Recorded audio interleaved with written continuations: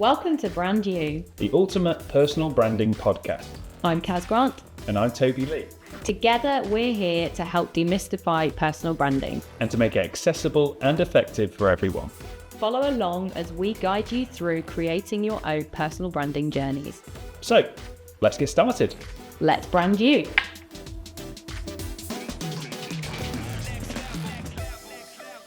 Hey everyone, and welcome back to Brand You, the ultimate personal branding podcast.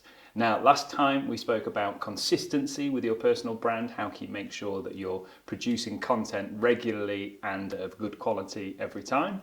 And this week we're going to be adding on how do we now extend that reach? So your audience, who you're capturing with your content that you're sharing, and how can we just start building that presence even more online? So Kaz, how do we do this? Yeah. Over to you. So to start then, I think everybody just needs to look into where they're starting from. So looking at your current platforms, your current reach, your current posts, what you're putting out to the world, like how are they currently performing? Like, are certain posts getting more reach than other posts? Are certain forms of content getting better visibility and reach than other forms of content? So are videos working better for you? Are carousels working better for you? Looking at things like that. So you need to know where your kind of starting point is before then you look into how you can expand beyond that.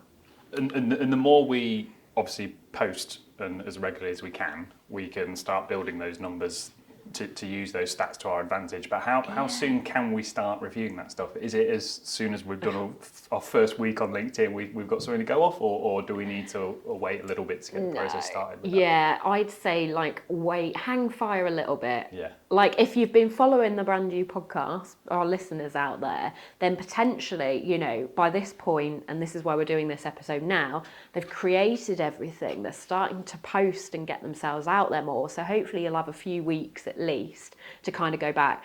And again, a few weeks is probably not going to be enough to tell you loads of information. So don't look at this sort of every week and be like, how many likes have I got? I don't want people to get fixated by, I put a post out, how many likes does it got? How far has it got? Yeah. Like what's the, 3. And then you get disheartened and you don't know. Again, this is the long game. So it's not just going to happen overnight. And obviously the longer you've got of content, the more content that you've shared, you'll have more analytics on this. But you will be able to start to see kind of within a few months, couple of months, what your audience is maybe leaning more to liking. Sure, yeah. Or maybe more to engaging on. Like, what things have you put out that has drawn in those conversations from people, has got some people commenting? And again, that might be like the dog posts. Yeah. Or your gym post. So it might not be your business post that has got that kind of engagement, but it's looking at those. So have a little audit, have a little look at the analytics and see what's currently performing, and then look at how you can maybe recreate more of that kind of content. And also, as you continue to sort of post regularly, your audience is going to grow naturally anyway. So if you're just starting out, right, on whatever platform you're on, your following is probably going to be fairly small and cute, and then hopefully that'll grow. The more you post, you're going to start attracting people. One thing I find quite interesting is the ratio between the amount of likes you get. Say the percentage of your community that are engaging with your posts might not actually change, because say you're getting 5% engagement now from your community, the more people you get in your audience and you connect with, hopefully more people are going to start engaging with your posts, but that percentage might stay the same. Still might be a 5%. Do you know what I mean? Yeah. If you're going to be getting into the mathematics behind it and the nitty gritty behind it, then yes, whether it's useful to know that, I don't know. But it might be similar as you grow, because again, not everybody is going to see your content all of the time. Yeah. Not everybody is going to get it at the top of their newsfeed. So hopefully after some of these tips that we share in this episode, it will start becoming more readily available in people's feeds. But at the beginning, especially as you're growing it, it's going to take a longer time to grow. You're probably not going to see daily growth. It might be again, zoom out on the analytics, zoom out of your thing and look at it over time. Because this is going to be a slow and steady thing. And it's the same as growing a business, isn't it? No business is Well, Yeah. very rarely is a business like straight up and skyrocketed. It's like, and then if you zoom out over time, it's gone up. So that's going to be the same for your reach as well. But there are things that you can do that will help it speed it up. So again, looking at your content of what's performing well, what's not, and just monitoring that. And maybe you don't make any tweaks or changes at the start. Maybe you just take a note of the types that are, so you know later down the line, are they still performing really well? Maybe we can create more of that. Once we've looked at the content as well and kind of what we're sharing and what's working and maybe what isn't working, another good thing is to look at the platforms that we're on as well. So I know we've started this podcast and we're sharing how to personally brand from kind of, you know, before day one to throughout creating a thriving personal brand. So we know we've said start small, start manageable, so not to be on every single platform at once. So maybe you have started off then on one platform. Maybe people have started on LinkedIn, or they've started on Instagram, whatever that platform was to them. Now maybe 3, 4, 5, 6 months later is the time that you want to kind of have a little look and think, how is that platform doing? Is it giving you a growth return, steady, that you want happening? Could you maybe now go on another platform as well and introduce another one? So if you've already got the content going and flowing for one platform, you might be able to repurpose it for another one anyway. So you might not have to recreate the wheel to do this, but it might be just that you can repurpose content across platforms. And then can that help your reach? I know, like, I've seen a lot of people recently on TikTok, and I don't think TikTok necessarily is growing their business or helping them grow their business at all, but TikTok is getting them seen by more people, which then is cross-promoting to their other channels, and then getting them on there to then maybe, you know, plug them in, sell to them down the line, build them into that personal brand a bit more. Yeah, that's interesting because, like, I've sort of, you know, seen strategies where people, I guess you kind of use your social media to funnel people into either your website or wherever you want them to go next. I hadn't thought about actually moving them over to another platform to go and get different content or variations of. Because again, it's giving people an all-round perspective of you. I mean, and again, this isn't going to work for absolutely everybody doing everything. So again, you've got to kind of find what's going to work for you or what not. So don't take, like, Kaz has mentioned TikTok, right, we need to be on TikTok. It's not that kind of thing. But I'm just using TikTok as a great example because it's maybe a platform that people are put off going on. Because they might actually need to share a bit more about themselves and maybe let their humour out a bit more, maybe get in videos and do some silly things. Might work for some, might not, might work for some personalities, might not. But if it is your kind of personality, that could be a good place to grow an audience and then send people across to a different platform, where then they understand you a bit more. Again, they like you a bit more and they get to know you. So then when they go onto your other platform, oh, hold on, I already know this person. I've kind of bought into them. Now let's see what they've got to offer as well on here. So that could be, it's just an idea. Again, manageable, don't make it overwhelming, so that, again, suddenly your consistency stops and you can't manage it. But it's just ideas to maximise your reach. I guess it's kind of that old phrase, throw enough crap and some of it'll stick. But another word for crap. But, you know, it's kind of like every now and then just start reviewing what is sticking, what is like working, what are you getting feedback on in terms of through the likes and engagement, and where is it coming from, you know, which of the platforms. I mean, you've already got the strategy and you've already got plans if you followed the podcast along, so it's not kind of properly throwing stuff out, but at times you are going to have to experiment with a personal brand, with social media. It is all experimentation. You got to do it to know what's working and what isn't, because it's so, personal branding is so individual, it's different for so many different people. And also, if something isn't working, don't spend your time as much on that. Because actually, again, your time's precious when you're personally branding. So just don't do that and do something else that is working a bit more. And pivot throughout your personal brand. This is going to be like a fluid kind of thing that you're growing with you. Try new things, change stuff, see what works. Not all the time, again, you need some consistency with that, but... And small changes. Small changes. Because it's not a case of going like, well, I thought this would have 1,000 likes. I thought Instagram I'd be viral and at 20 million in 2 weeks, but actually, no, it's not working for me. I'm going to go on LinkedIn instead. Like, no, give it time. Still need that consistency. You still need the consistency and tiny. We're not saying come off Instagram completely. No. Maybe just create more reels of your top performing reels. Yes. And less posts that aren't getting any traction. Yeah. Little tweaks like that.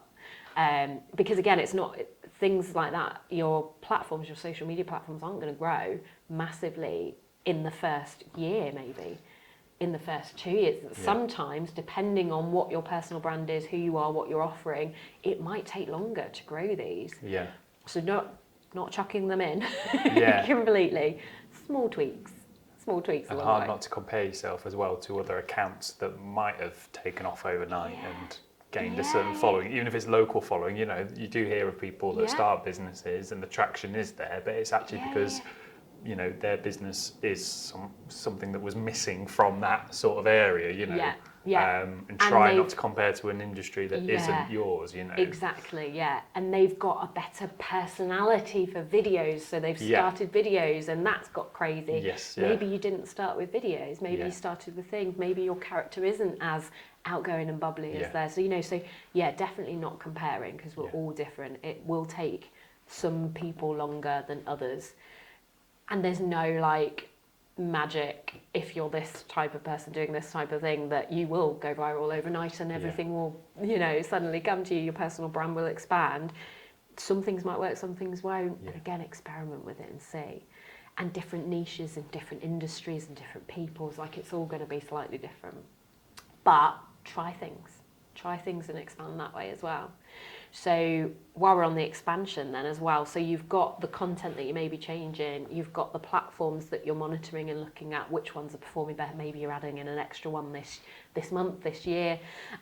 Also look at how you're interacting with your audiences on them, because we can't just post and ghost is the phrase, isn't it? Yeah. So we post and ghost on whatever channel that we're on, whatever platform, we're not going to get the engagement, are we? We're not going to get people interacting with our posts and doing that. So make sure the posts have great calls to action that make people have a conversation with you, or at least invite people to have a conversation with you. They won't always, but invite people to have those conversations in the comments and get those comments going. And when people do comment to you, reply back to them.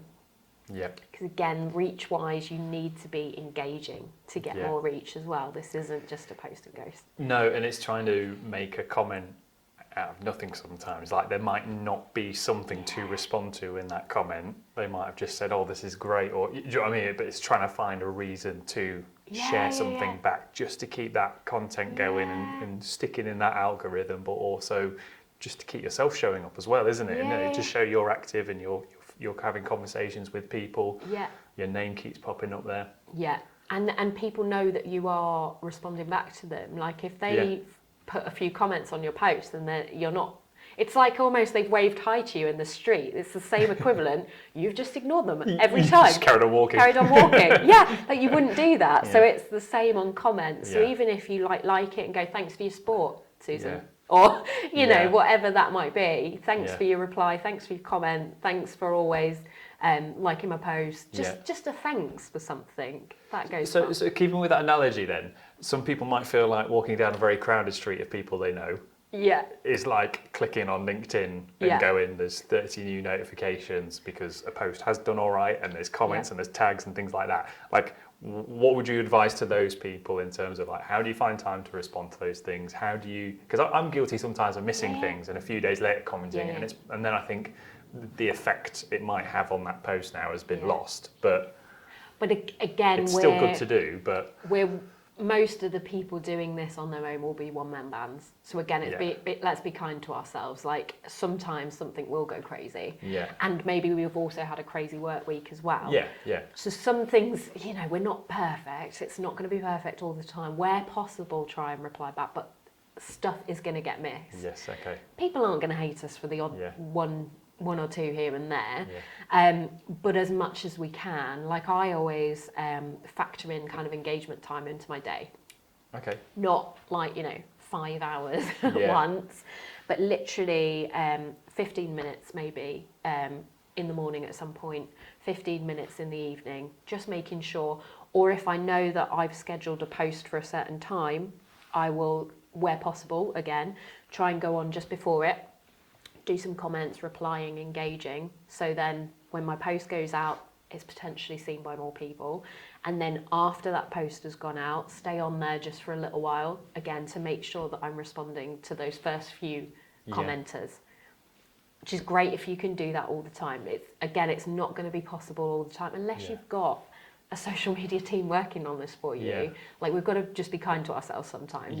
Yeah, absolutely. But it's good to know what the algorithm kind of likes, because if you can then deliberately factor that time in, then it's beneficial, isn't it? Yeah. Because I'm guilty sometimes of, opening my phone and checking, say, LinkedIn and seeing there's some comments there to respond to, but I might not be able to do it there and then. So I think, I'll do that later, and then the moment escapes me and I'll never get around to doing it again.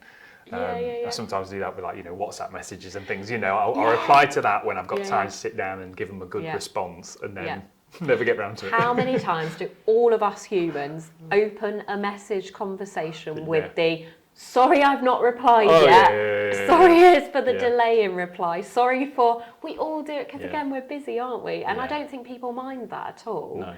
Because again, when I'm sending a message to somebody, I'm not sending it and sat there at the end of my phone going, "Reply now." Like, I'm not getting angry because they haven't replied straight away. I'm like, I'll send it because I'm thinking of it now.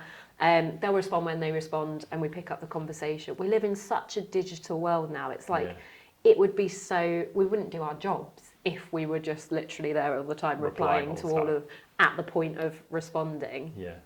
Where possible, engage when we can, as soon as we can on a post. It's not always going to be possible to do that.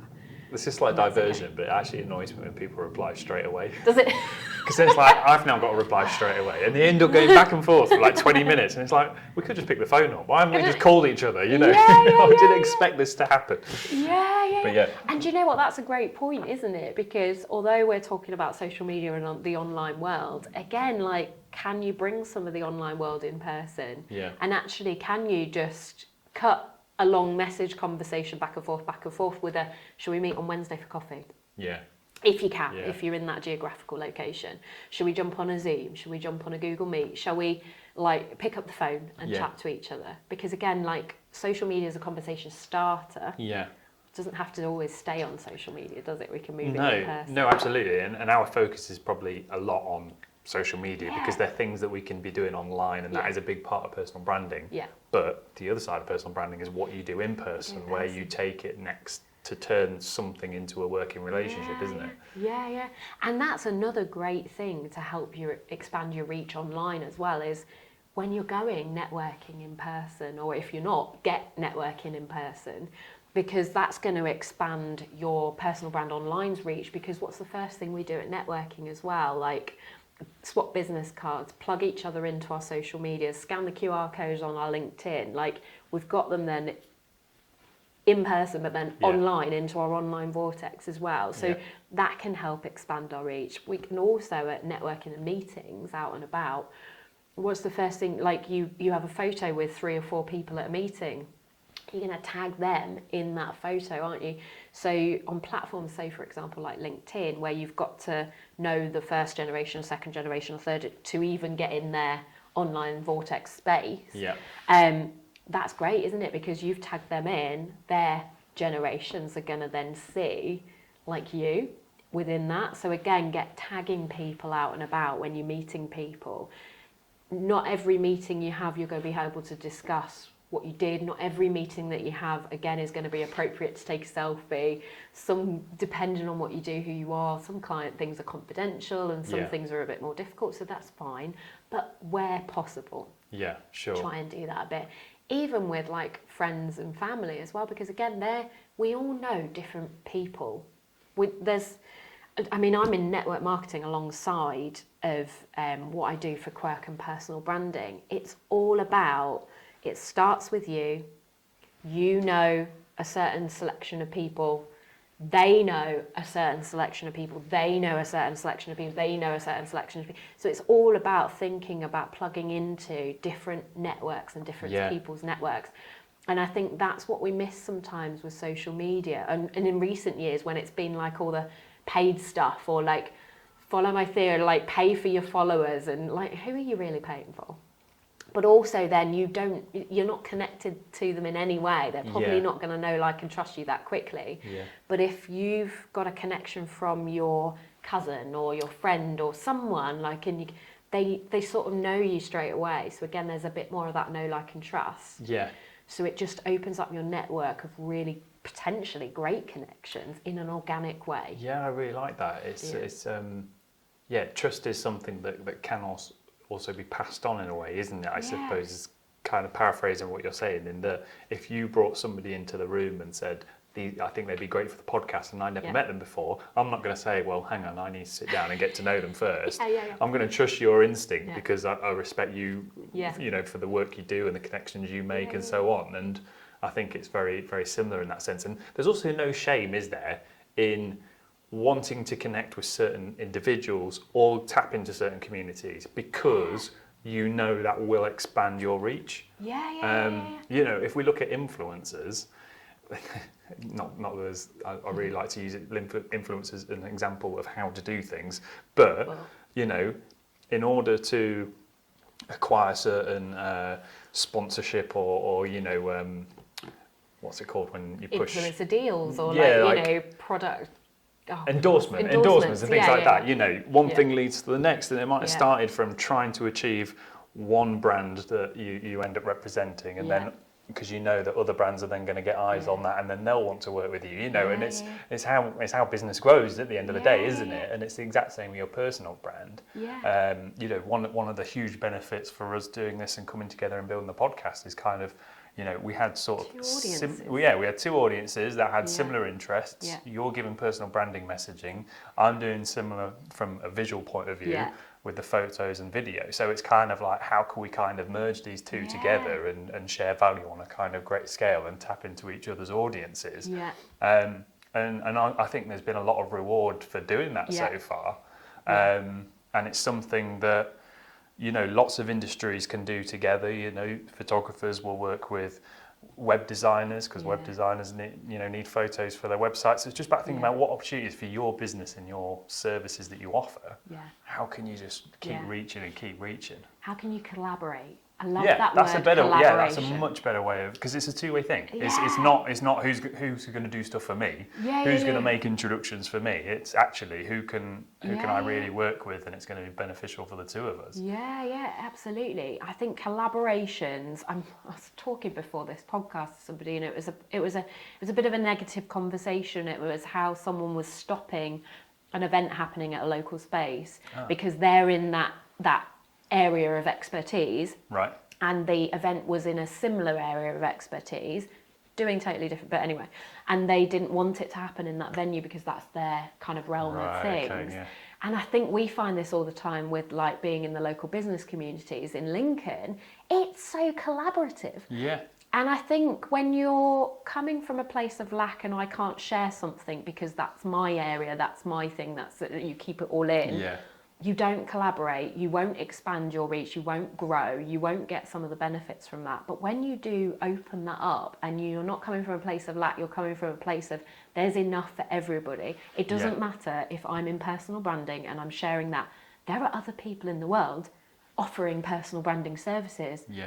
I really don't care because there's enough for everybody to be doing that in their way that they're doing it. There's enough people that will need our help. So I'm not keeping anything to myself. I would collaborate with those people. I would team up with those people because, again, it's like different audiences, different things, different connections, different speaking opportunities will open up. Like all of this awareness from a personal brand will come from that. And I think it's hugely, hugely beneficial to collaborate. Like, as soon as you said about doing this podcast, I was like, yes. I don't know how we're doing it. Oh, if it will last, if anything, like, I didn't know all of the stuff, but I was like, yes. And that's usually where the best ideas are born, aren't they? Because it's kind of like, we'll find a way and we'll make it happen. And collaborations don't necessarily have to also be in line with each other in terms of service. Like, sometimes, actually, if you're completely different industries, it can be a really interesting way to raise the profiles of both of you. I can't think of any examples off the top of my head, but, you know, it's... Well, I can. So Francesca, she's with Future Cloud Accounting, has teamed up with Jordan, who's a therapist, and they're doing the Couch to Calculator podcast, which is a really great idea, because so Francesca's coming from the avenue of kind of like the business world and business advice and tips, and obviously a bits of accounting in there as well, and personal branding, because she's created a really great personal brand. But then Jordan's coming in with like the mindset wise of things and like the how-tos and stuff. So it's like very different industries, but they've come together, they're friends alongside of it, so they've got that rapport, they've got that kind of chat with them, which is lovely That's really to nice, hear. Yeah. And then actually, we've all got so much knowledge and value to share with the world. Just team up and try things like try a podcast together, try a webinar together. Yeah. Try some of these things, because again, like collaborating on things, even if it's just a post on Instagram. You could do collaboration posts nowadays, can't you? You couldn't do it before, but anybody can tag anybody else and collaborate with them on the post. It will go on your Instagram feed and it will go on their Instagram feed. If you're doing like a live or videos or something like that, that's 2 audiences that you're going to get access to doing one thing. Yeah. So time-wise, it's so efficient collaborating, because you're doing the one thing and it's getting twice as much reach instantly. So think outside the box. Who can you collaborate with? Even if it's a friend. Yeah. Actually, I think there's so much power in friends joining forces and sharing each other's businesses. And again, you've already got that rapport with them. You're not going to run out of stuff to say. Yeah. People are going to love it, because they're going to feel like they're having a chat with a friend as well.